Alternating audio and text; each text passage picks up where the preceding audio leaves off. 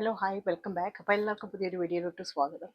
അപ്പോൾ ഇന്ന് ഞാൻ കാനഡയിലെ ഓൾഡ് ഏജ് ഹോംസിനെ കുറിച്ചുള്ള കുറച്ച് കാര്യങ്ങളൊക്കെ പറയാനാണ് വന്നത് കേട്ടോ. അതായത് ഞാൻ ഓൾഡ് ഏജ് ഹോമിലാണ് വർക്ക് ചെയ്യുന്നത്. അപ്പോൾ അതുകൊണ്ടാണ് കേട്ടോ ഞാൻ കുറച്ച് കാര്യങ്ങൾ നിങ്ങളുമായിട്ട് ഷെയർ ചെയ്യാമെന്നൊക്കെ വിചാരിച്ചത്. അപ്പോൾ ഞാൻ വർക്ക് ചെയ്യുന്ന ഓൾഡ് ഏജ് ഹോം എന്ന് പറയുന്നത് ഞാൻ പീൽ റീജിയൻ്റെ കീഴിലുള്ള ആദ്യത്തെ ഓൾഡ് ഏജ് ഹോമിലാണ് ഞാൻ വർക്ക് ചെയ്യുന്നത് കേട്ടോ. അപ്പോൾ ഇത് ബിൽഡ് ചെയ്തത് എന്ന് വെച്ചാൽ 1898 ഇത് ബിൽഡ് ചെയ്തത്.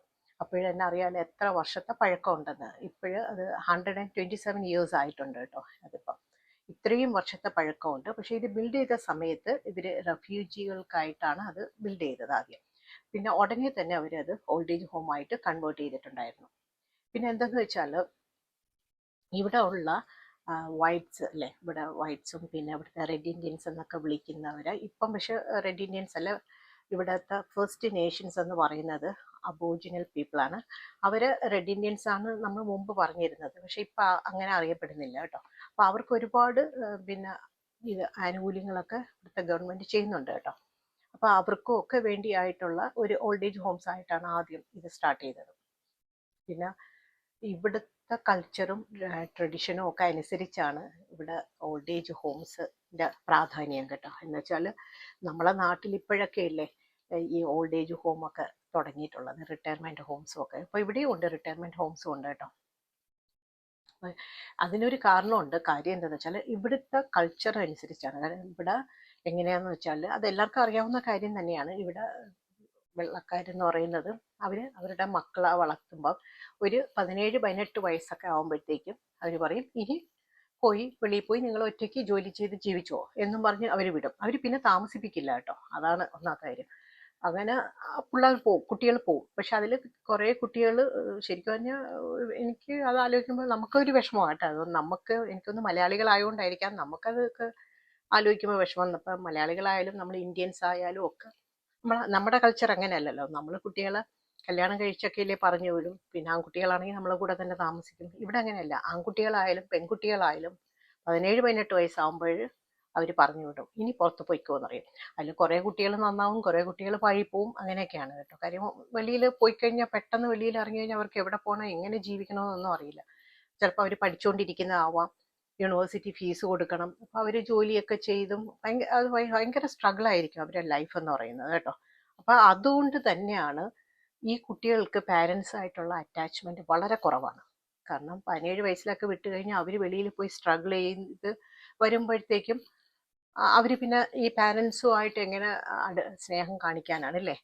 പിന്നെ അത് നമ്മളെ കണക്കുമല്ല. കുട്ടികൾ ജനിച്ചു കഴിഞ്ഞ് വീട്ടിൽ വന്നാൽ തന്നെ ദ ഫസ്റ്റ് ഡേ തൊട്ട് അവർ വേറെ റൂമിലല്ലേ, സെപ്പറേറ്റ് റൂമിലാണ് കുട്ടികളെ കിടത്തുന്നത്. അപ്പം നമ്മളാണെങ്കിൽ മലയാളികൾ എങ്ങനെയാ, നമ്മൾ അടുത്ത് തന്നെ കിടത്തൂലേ. അവിടുന്നേ അവരങ്ങനെയാണ് ചെയ്യുന്നത്. എല്ലാത്തിനും സെപ്പറേറ്റ് ആണ് കുട്ടികൾക്ക്. അപ്പോൾ അതുകൊണ്ട് അവർക്ക് അറ്റാച്ച്മെൻറ്റും കാണത്തില്ല. അപ്പം അതുകൊണ്ട് തന്നെ കുട്ടികൾ ഇവരുടെ വയസ്സ് കാലത്ത് കുട്ടികൾ നമ്മളെ നോക്കും എന്ന അവരും ഒരു എക്സ്പെക്റ്റേഷൻ അവർക്കും ഇല്ല. അവർക്കറിയാം. അപ്പം നമ്മളെ കണക്കല്ല. അപ്പം നമ്മൾ പാരൻസ് എൻ്റെ മക്കൾ നോക്കുന്നില്ല എന്നൊക്കെ നമ്മൾ പറയില്ലേ. പക്ഷെ ഒരിക്കലും അങ്ങനെ കംപ്ലൈൻറ്റ് പറയില്ല. കാരണം എന്താണെന്ന് വെച്ചാൽ അവരങ്ങനെയാണ് അവരെ മക്കളോട് കാണിക്കുന്നത്. അപ്പം ഇത് ഇങ്ങനെ റൊട്ടേറ്റ് ചെയ്തുകൊണ്ടിരിക്കും. ഇത് തലമുറകൾ ഈ തോറും ഇതേപോലെ തന്നെയാണ് പോകുന്നത്. കാരണം അവരെ മക്കളോട് ഇങ്ങനെ തന്നെ. അപ്പം അതുകൊണ്ടാണ് ഇവിടെ ഒരുപാട് ഓൾഡ് ഏജ് ഹോംസും റിട്ടയർമെൻറ്റ് ഹോംസും ഉള്ളത്. കാരണം ഒരു ഏജ് കഴിയുമ്പോൾ മക്കളെ വന്ന് നോക്കാറില്ല, ഒന്നുമില്ല, ഇവരെ കൊണ്ട് പറ്റില്ല. അപ്പോഴിവർ ഓൾഡ് ഏജ് ഹോമിലോട്ട് മാറും. ഇവരിപ്പോൾ നല്ല വീടുകളിലൊക്കെയാണ് താമസിക്കുന്നതെങ്കിൽ അവരതെല്ലാം ഡിസ്പോസ് ചെയ്തിട്ട് അവർ റിട്ടയർമെൻറ്റ് ഹോം ആണെങ്കിൽ അവിടെ, അതല്ലെങ്കിൽ നഴ്സിംഗ് ഹോം. അപ്പോൾ റിട്ടയർമെൻറ്റ് ഹോംസ് എന്ന് പറയുമ്പോഴത്തേക്കും ഇപ്പോൾ രണ്ടുപേരെ ഹെൽത്ത് ഓക്കെയാണ്, അവർക്ക് തനിയെ കാര്യങ്ങൾ ചെയ്യാൻ പറ്റും എന്നുണ്ടെങ്കിൽ ഇവർ റിട്ടയർമെൻറ്റ് ഹോമിൽ പോകും. അതല്ല ഇവർക്ക് ഒരാളുടെ സഹായം കൂടിയേ തീരൂ, നഴ്സിങ്ങിൻ്റെ ഹെൽപ്പ് വേണം, ആരെങ്കിലും ടേക്ക് കെയർ ചെയ്യണം ഇവരെ എന്നുണ്ടെങ്കിൽ ഇവർ ഓൾഡ് ഏജ് ഹോമിലോട്ട് പോകും. അതാണ് ആ രണ്ടും തമ്മിലുള്ള വ്യത്യാസം. അതാണ്. പിന്നെ റിട്ടയർമെൻറ്റ് ഹോമിലാകുമ്പോഴത്തേക്ക് ഇവർക്ക് വീടിൻ്റെ പേയ്മെൻറ്റ് അങ്ങനെയൊന്നുമില്ല. അവർ മന്ത്ലി പേയ്മെൻറ്റ് ചെയ്താൽ മതി. അവർക്ക് മാസം ഇപ്പം നമ്മളൊരു അപ്പാർട്ട്മെൻറ്റിൽ താമസിക്കുന്ന പോലെ തന്നെയാണ്, മാസം വാടക കൊടുത്താൽ മതിയാവും. അപ്പം അതുകൊണ്ട് ഇവർ ബാക്കിയെല്ലാം ഒഴിവാക്കിയിട്ട് ഇവർ റിട്ടയർമെൻറ്റ് ഹോമിൽ പോകും. അത് ഇവിടെ റിട്ടയർമെൻറ്റ് ഹോംസ് തന്നെ പല പല പല ക്വാളിറ്റിയിലും പല പല ലെവലിലും ഉണ്ട് കേട്ടോ. അതായത് അത് ഓരോരുത്തരുടെ ഫിനാൻഷ്യൽ സ്റ്റാറ്റസ് അനുസരിച്ചാണ്. പിന്നെ നല്ല കാശുള്ളവരാണെങ്കിൽ നല്ല ഹൈഫൈ റിട്ടയർമെന്റ് ഹോമിലോട്ട് പോകും. ഇവിടെ ഭയങ്കര പോഷ് റിട്ടയർമെന്റ് ഹോംസ് ഒക്കെ ഉണ്ട് കേട്ടോ. അപ്പൊ അങ്ങനെ ജീവിക്കുന്നവർ അങ്ങോട്ട് മാറും. അതല്ല അവരുടെ ഇൻകം അനുസരിച്ച് കുറവാണെങ്കിൽ അവർ വേറെ കുറഞ്ഞ റിട്ടയർമെന്റ് ഹോമിലോട്ടൊക്കെ മാറും. അപ്പോൾ ചില സ്ഥലത്ത് ഇപ്പൊ ഞാൻ വർക്ക് ചെയ്യുന്ന സ്ഥലത്താണെങ്കിൽ ഓൾഡ് ഏജ് ഹോമും ഉണ്ട്, തൊട്ടിപ്പുറത്ത് റിട്ടയർമെന്റ് ഹോമും ഉണ്ട്. അപ്പൊ റിട്ടയർമെന്റ് ഹോമിൽ പിന്നെ അവർ താമസിക്കുന്നവർ തീരെ വയ്യ, ഹസ്ബൻഡ് ആൻഡ് വൈഫ് താമസിക്കുമ്പോൾ അതിൽ ഹസ്ബൻഡിനോ വൈഫിനോ തീരെ വയ്യാതെ ഒരു സ്റ്റേജ് വരുമ്പോൾ അവർ പതുക്കെ അവിടുന്ന് അവരെ ഇങ്ങോട്ട് ഷിഫ്റ്റ് ചെയ്യും, ഓൾഡ് ഏജ് ഹോമിലോട്ട് ഷിഫ്റ്റ് ചെയ്യും. ഇപ്പം എൻ്റെ വർക്ക് പ്ലേസിൽ തന്നെ ഹസ്ബൻഡ് ഇവിടെ ഉണ്ട്. അപ്പോൾ വൈഫ് രാവിലെ വരും, വന്ന് ഫീഡ് ചെയ്യുന്ന സമയത്തൊക്കെ ഫീഡ് ചെയ്യും, എന്നിട്ട് അവർ തിരിച്ചു പോകും, പിന്നെ ഉച്ചയ്ക്ക് വരും. അങ്ങനെയാണ്. അപ്പോൾ അടുത്ത് തന്നെ ചിലപ്പോൾ റിട്ടയർമെന്റ് ഹോംസും ഉണ്ട്. ചില ഫെസിലിറ്റിയിലേ ഉള്ളൂ, എല്ലായിടവും അങ്ങനെയില്ല. പിന്നെ രണ്ടും അടുത്തായിട്ടുള്ളത് എല്ലായിടവും ഇല്ല കേട്ടോ, ചില സ്ഥലങ്ങളിലൊക്കെ ഉണ്ട്. അപ്പോൾ റിട്ടയർമെന്റിൽ ഹോമിലൊക്കെ താമസിക്കുന്നവർക്കാണെങ്കിൽ അവർക്ക് ഫുഡിലൊക്കെ അവിടെ തന്നെ ഡൈനിങ് ഉണ്ട്, അവിടെ വന്ന് താഴെ വന്ന് ഫുഡ് കഴിക്കാം.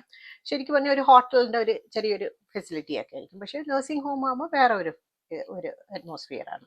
അങ്ങനെ അപ്പോഴേ അവർക്കത് കൂടിയേ തീരും. കാരണം അവരെങ്ങനെയാണോ അവരുടെ മക്കളെ ട്രീറ്റ് ചെയ്യുന്നത് അത് അനുസരിച്ചേ അവരെയും തിരിച്ചു ചെയ്തുള്ളൂ. ഇവിടെ നോക്കാറില്ല കേട്ടോ, കുട്ടികളെ നോക്കാറില്ല.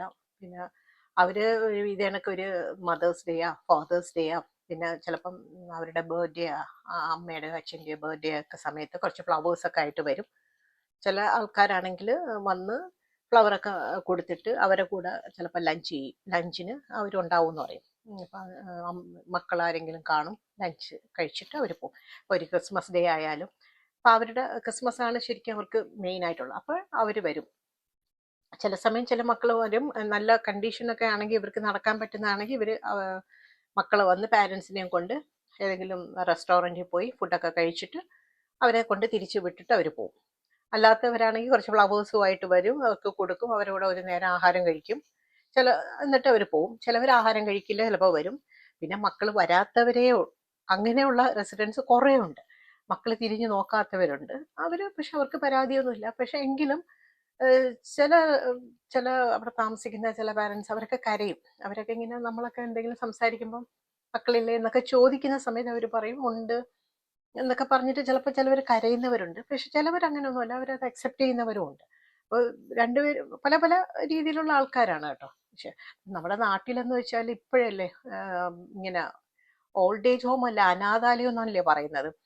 മക്കൾ അനാഥാലയത്തിലാക്കി എന്നൊക്കെ പറയുന്നത്. ശരിക്കും പറഞ്ഞാൽ അനാഥാലയം എന്ന് പറയുന്നത് അനാഥർക്കുള്ളതാ, ഇല്ലേ? എന്താ അമ്മയച്ഛനും ഇല്ലാത്ത കുട്ടികൾക്കും old age homes, retirement Holmes.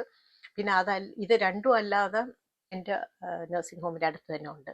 അത് ഈ വളരെ ലോ ഇൻകം ഉള്ളവർക്ക് അവർക്ക് സെപ്പറേറ്റ് ഈ നഴ്സിംഗ് ഹോമിൽ വരണ്ട, റിട്ടയർമെന്റ് ഹോമും പറ്റില്ല അവർക്ക് എന്നുള്ളവർക്ക് ഗവൺമെന്റ് ആയിട്ട് കൊടുക്കുന്ന ഹോംസ് ആണ് കേട്ടോ. അതും ഇതേ കണക്ക് വീൽ ചെയറിലൊക്കെ ഉണ്ട്.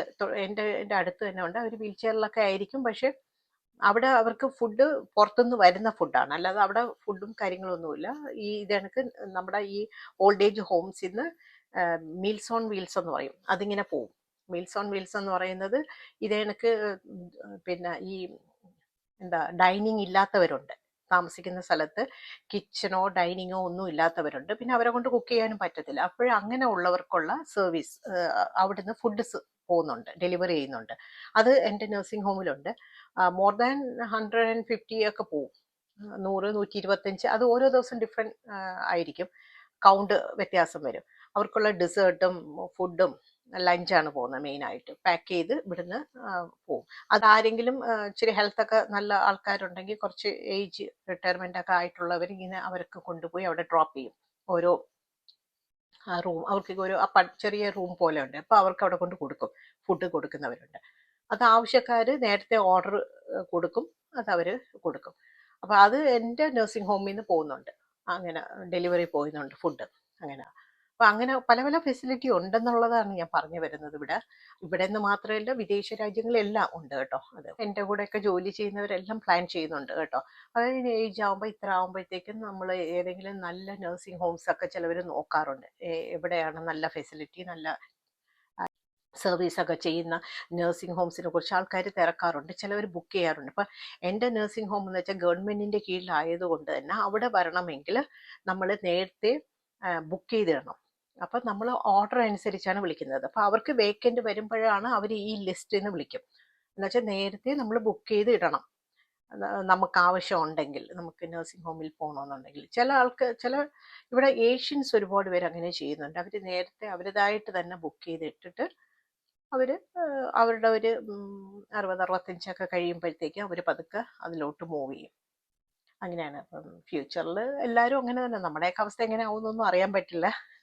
അപ്പോൾ എന്നാലും നമ്മൾ എന്ന് വെച്ചാൽ കുറച്ചുകൂടി ഇവിടെ വന്ന് ജീവിച്ചുകൊണ്ട് നമ്മൾ അതിനോട് നമ്മുടെ മൈൻഡും എല്ലാം അതിനോട് സെറ്റ് ചെയ്തിരിക്കുക. കാരണം ഇപ്പം നാട്ടിൽ വന്നാലും ഒരേ സിറ്റുവേഷൻ. അപ്പം ചില ആൾക്കാർ ചോദിക്കാറുണ്ട്, എന്തുകൊണ്ട് നിങ്ങൾക്ക് നാട്ടിൽ വന്ന് പ്രായമാകുമ്പോൾ നാട്ടിൽ. പക്ഷേ നാട്ടിൽ വന്നു കഴിഞ്ഞാൽ ഇതിൻ്റെ അപ്പുറമാണ് കേട്ടോ. എത്ര പേരാണ് നമ്മളെ ചൂഷണം ചെയ്യുന്നതെന്നറിയാം. എനിക്കറിയാം. പറയുന്നത് ഇപ്പോൾ ഏജ് ആയി കഴിയുമ്പോൾ അവർക്ക് എങ്ങോട്ടെങ്കിലും പോകാൻ പറ്റില്ല എന്നുണ്ടെങ്കിൽ ആരെങ്കിലും ഡിപ്പെൻഡ് ചെയ്യണം. അപ്പം അവരിൽ കാശ് കൊടുത്തിട്ട് വേണം അവർക്ക് മരുന്നും ആഹാര സാധനങ്ങളും ഒക്കെ വാങ്ങിക്കാൻ. അത് ഒരുപാട് പേര് അവരെ പിന്നെ ചൂഷണം ചെയ്യുന്നവരുണ്ട് കേട്ടോ. അപ്പം മരുന്ന് വാങ്ങിക്കും, ബില്ല് കൊടുക്കില്ല, അങ്ങനെ ഇങ്ങനെ ഒരുപാട് കാര്യങ്ങൾ അവരും അതിന് ഈ പറ്റിക്കും. അതിപ്പം ഞാൻ പറയാതെ തന്നെ എല്ലാവർക്കും അറിയാം, നാട്ടിലുള്ളവർക്കൊക്കെ അറിയാം. ഒറ്റയ്ക്കൊക്കെ താമസിക്കുന്ന വയസ്സായ അവരെ ഭയങ്കര ബുദ്ധിമുട്ടാണ്. അപ്പം അതിനേക്കാളും നല്ലതാണ് ഇതേനൊക്കെയുള്ള ഓൾഡ് ഏജ് ഹോമോ റിട്ടയർമെൻറ്റ് ഹോമിലോട്ടോ മാറിയാൽ നമുക്ക് നഴ്സിംഗ് എപ്പോഴും 24/7 നഴ്സിങ്ങിൻ്റെ സർവീസ് ഉണ്ട്, ഫുഡ് കിട്ടും, പിന്നെ ഡോക്ടേഴ്സ് ആവശ്യം വരുമ്പോൾ പെട്ടെന്ന് ഡോക്ടേഴ്സ് വരും. ഇപ്പോൾ ഇവിടെയും അങ്ങനെയാണ്. മാസത്തിലൊരിക്കൽ ഡെൻ്റൽ ഡോക്ടർ വരും, ഫിസിയോ ഉണ്ട്, ഫിസിയോതെറാപ്പിസ്റ്റ് ഉണ്ട്, അവർ നമ്മളെ നടത്തിക്കുകയും കാര്യങ്ങളൊക്കെ ചെയ്യും. പിന്നെ അല്ലാതെ ഡോക്ടർ വിസിറ്റ് ഉണ്ട്, ഇവരെ വന്ന് ഇവരെ ഹെൽത്തൊക്കെ ചെക്ക് ചെയ്യുന്നതുണ്ട്. അങ്ങനെ ഒരുപാട് ഫെസിലിറ്റീസ് ഉണ്ട്. എല്ലാം ഒന്നിച്ചുള്ള ഒരു സ്ഥലമാകുമ്പോഴത്തേക്ക് എളുപ്പമില്ലേ. പിന്നെ ഒരു മക്കളില്ല എന്നുണ്ടെങ്കിലും അവർക്ക് പോവാം, അവർക്ക് ജീവിച്ച് പോവാം. അങ്ങനെയൊക്കെയാണ് കാര്യങ്ങൾ. അപ്പം നിങ്ങളുടെ അഭിപ്രായം എന്താണെന്നൊന്ന് പറയുക. പലർക്കും പല അഭിപ്രായമായിരിക്കാം, എനിക്കറിയാം. ഇതിൽ യോജിക്കുന്നവരും കാണും, ഇതിന് എഗൻസ്റ്റ് ആയിട്ടുള്ളവരും ഒക്കെ ഉണ്ടാവാം. പക്ഷെ ഞാൻ ഇവിടുത്തെ പൊതുവായിട്ടുള്ള ഒരു രീതി, ഇപ്പം ഞാൻ കാനഡയിൽ 23 വർഷമായി ഇവിടെ. അപ്പോൾ ഇപ്പം അത് വെച്ച് ഞാൻ കുറേ ഇങ്ങനെ കണ്ടതിലും കേട്ടതിലും ഒക്കെ വെച്ചാണ് ഞാൻ ഉള്ള കുറേ കാര്യങ്ങളൊക്കെയാണ് പറയുന്നത് കേട്ടോ. പിന്നെ മലയാളികളും ഒക്കെ ഇപ്പം ഓൾഡ് ഏജ് ഹോമിൽ ഇവിടെ പോകാൻ റെഡിയായിട്ട് ഇരിക്കുന്നു, ഉള്ളവരുണ്ട്. അതൊക്കെയാണ് ഇവിടുത്തെ സ്ഥിതി. അപ്പം ഇനിയും ഫ്യൂച്ചറിൽ ഇതായിരിക്കും എല്ലായിടവും, നാട്ടിലും ഒക്കെ കൂടുതലായിരിക്കും. ഇപ്പം വിദേശ രാജ്യങ്ങളിലെല്ലാം ഓൾറെഡി ഉണ്ട്, പക്ഷെ നാട്ടിൽ ഇനി കൂടുതൽ ഇതിനി കുറച്ച് കഴിയുമ്പോൾ ഇതൊരു ബിസിനസ്സായിട്ട് മാറും. അങ്ങനെ ഇതൊക്കെയായിരുന്നു ഈ വീഡിയോയുടെ വിശേഷങ്ങൾ. അപ്പം നമുക്കിനി അടുത്തൊരു വീഡിയോയിൽ കാണാം. See you next video. Until then, bye and take care.